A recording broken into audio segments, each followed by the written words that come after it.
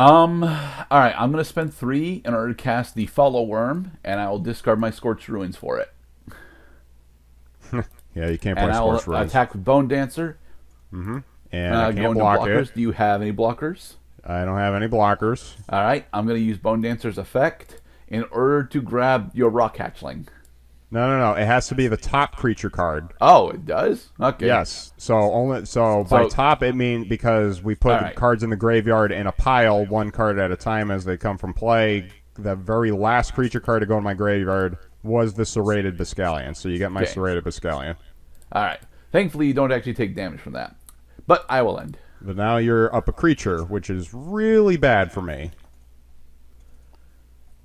You know what else is really bad is that I'm mana screwed right now. Damn it. Lots of mid-game stuff, but not a lot of early game stuff. I don't have a lot of early game stuff. It's just looking at the cards in my hand right now. That 6 mana would really come in handy right now because now all I can do is just end my turn and wait to see what happens. Okay, then. I'm going to put down a Swamp, and I'm going to spend another 3 in order to cast a Hidden Horror, discarding my Morinfen. I'm calling for an extra game after this one because I'm pretty sure I'm going to lose. Like, go on. All right, and I'm going to swing out. Yep. No, you can't swing out with the Hidden Horror. Sorry. Okay, so I'm going to pay 2. I'm going to make the Chimeric Sphere a 3/2 artifact creature without flying until end of turn, and I'm going to declare it as a blocker on your Bone Dancer. Yep. Okay, I gotta shut that thing down. So they both die, and you take. And 6. I take 6 damage from the unblocked creatures. All right, and I'll end. Okay, so this is it. If I don't draw a land card here and now, I lose. Yep, I lose. Good game. Let's do one more game. All right. Okay, so Gerdad has officially won the match 2-1. And we're gonna do one last game to see if I can actually put together my win con the way I was practicing. By actually drawing the pieces I need and not getting fucked over. So I've noticed I've been... Alright, so since this is an extra game, I'm going to keep mulliganing the hand, draw 7 every single time, and then play with a 7-card hand. Is that okay? I'm cool with that. Okay, so I'm just going to keep mulliganing the hand until I get the hand that I want. That is not the hand that I want. That also is not the hand that I want. I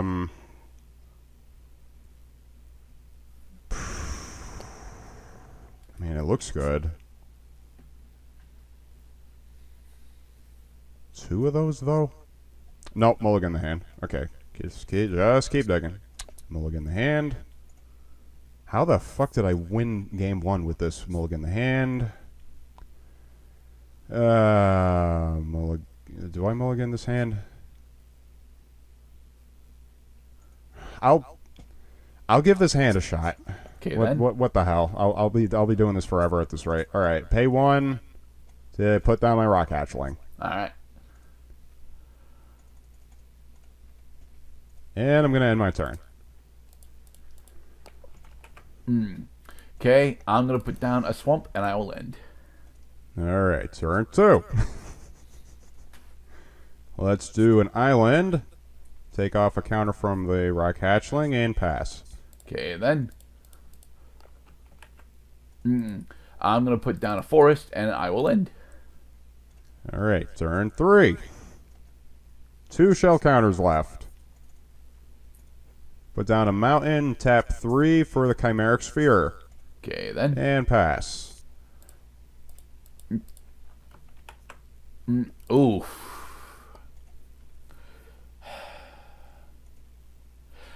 Alright, I'm going to put down a Swamp, and then I'm going to spend 3 in order to cast Mana Web. Fucking really? Really? I just took 10 mulligans just to have you end the game right now? This game's not over. I still don't have anything it on the is board. As far as I am concerned. I can't... No, I'm not playing this. I'm going to declare you the winner. I cannot function now. That card is too strong. Here, Rock's Feather, point at it. Yeah, this card right here, too strong. I refuse to play this game any further. That is my decision. You want to play it like that? You can have the win. Well, do you at least want to show off what you were trying to do? I would like to play a game without you playing that goddamn card. It's too strong. Can we do that, or are we done? I kind of think we're done. It's fine. It's fine. I'll get over it. So yes, everybody. That is the main takeaway from this set exploration. Is Mana Web is broken. Don't play it, or you will be alone for the rest of your Magic the Gathering career.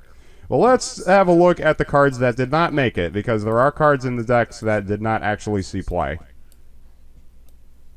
The Thran Forge.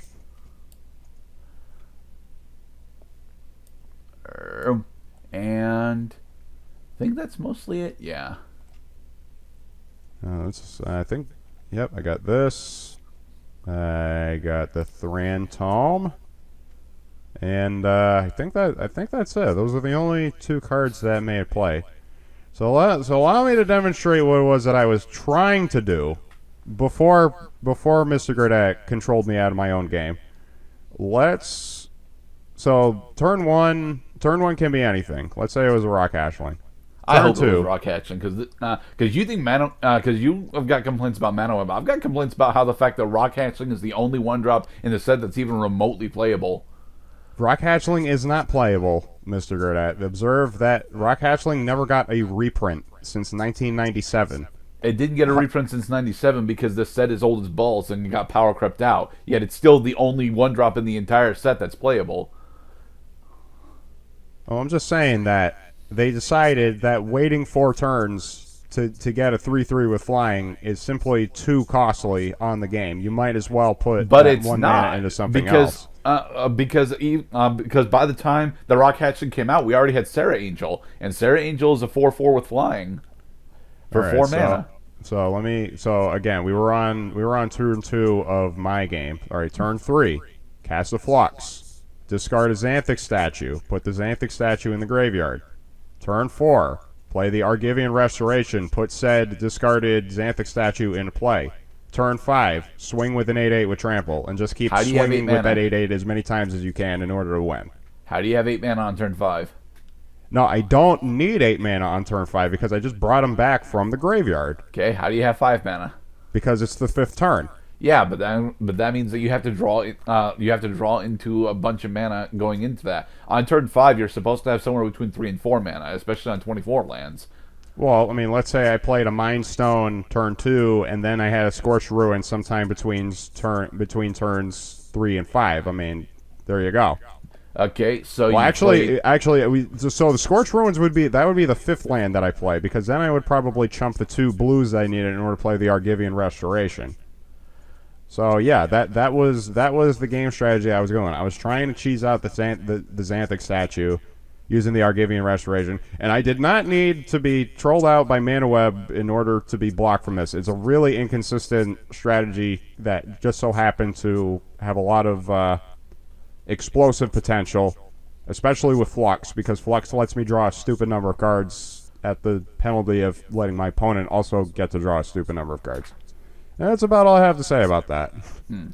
When I was going through this set, I noticed that there was a bunch of different enchantments around, and I thought that you would actually be trying to run the blue enchantment, so I put in Tranquil Grove. Unfortunately, Tranquil Grove also blows up my Briar Shield, so I'm only running 2 of each of those. So I actually really like the Llanowar Sentinel in here, which is weird because I wouldn't normally like it, but the ability to thin out my deck and get a decent number of Llanowar Sentinels back is actually okay. especially if you happen to have your style of mana ramp where you actually have you've actually got Scorched Runes out and a couple of forests.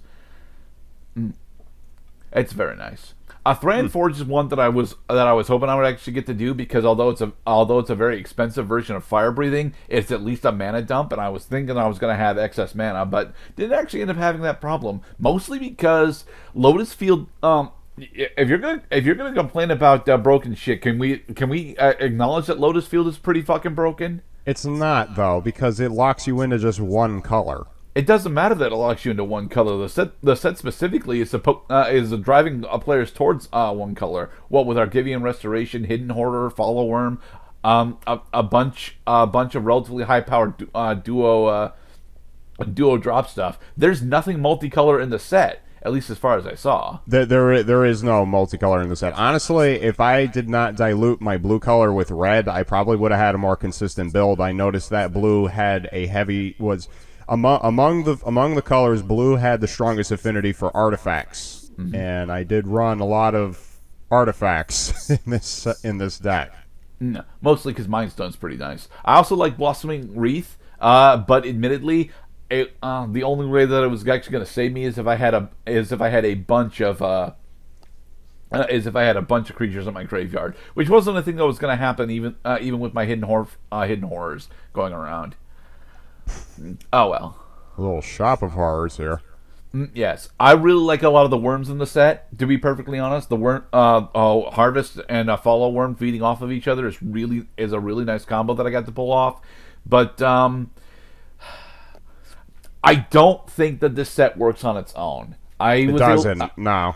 I was able to show off a lot of powerful individual cards in this thing, but almost everything in here is mid game. Like, it wants you to have already accumulated resources in either your hand or graveyard that you're willing to spend for, especially in green and black's case, so that you can actually have these relatively large creatures or relatively powerful effects. But then you get into the problem of, well, we don't actually have any of the triggers to get though, and we don't actually have any of the triggers to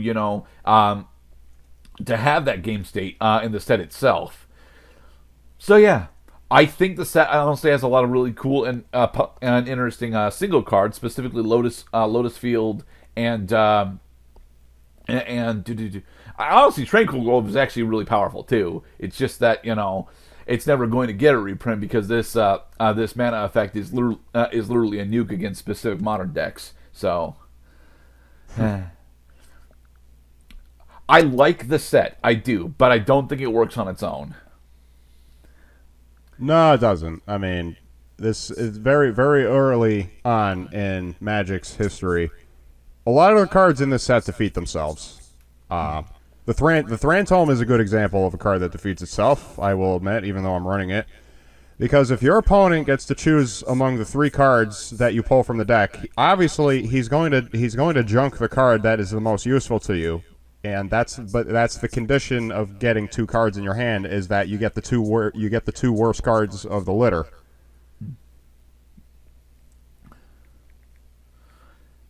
All right, and I just out of curiosity, I wanted to see what the community thinks of some things here. What? No, not Zabo's Web. This better not be the only card that... Yep, here it is. Okay. Let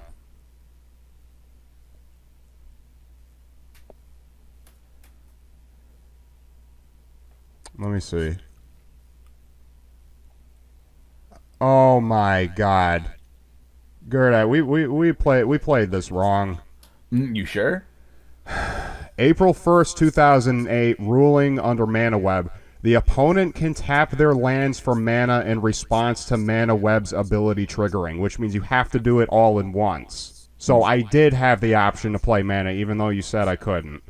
Okay, that means Mana Web is absolutely useless. No, it's not useless. Yeah, it's useless. Because the whole point of Mana Web is to lock down your opponent to only being able to produce the colors, one of each color that they currently have, which in this set would be your 2 primary colors and colorless. Because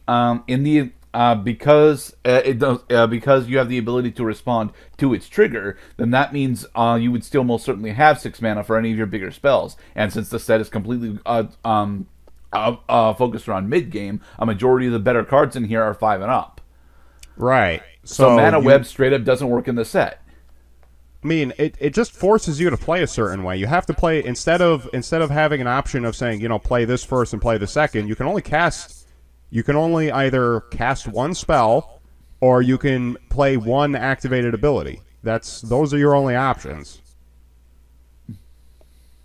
Oh, and here's some comments on Mana Web from Gatherer. This plus Nibelheim Valsetti says this plus Pendril Mist would make 50% of all opponents actually punch you. Broken Card says guess lots of numbers. I really don't know why people vote 3.7 out of 5. It's an amazing, annoying card.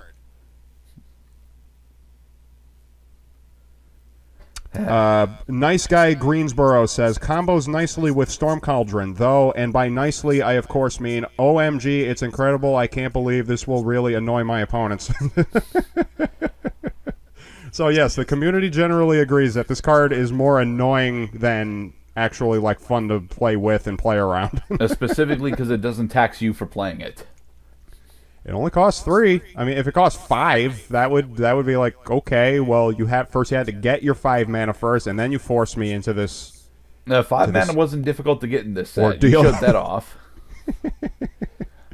No, 5 mana is not that hard to get. The hardest thing that this set puts on you is actually having a choice in which color you get to use by the time you get your 5th or 6th or 7th mana on the board. Yeah. Alright then, everyone. This has been us attempting to explore Weatherlight. Apparently Gerda is a terrible cheater. Oh well. You didn't cheat. You just used control again. This is not the first time this happened, and knowing you, it will not be the last. Especially since it's my turn to pick out the next set. That's right. Well, let's hope that it's a fun one. Alright, everybody. Be safe. Thanks for watching, everyone.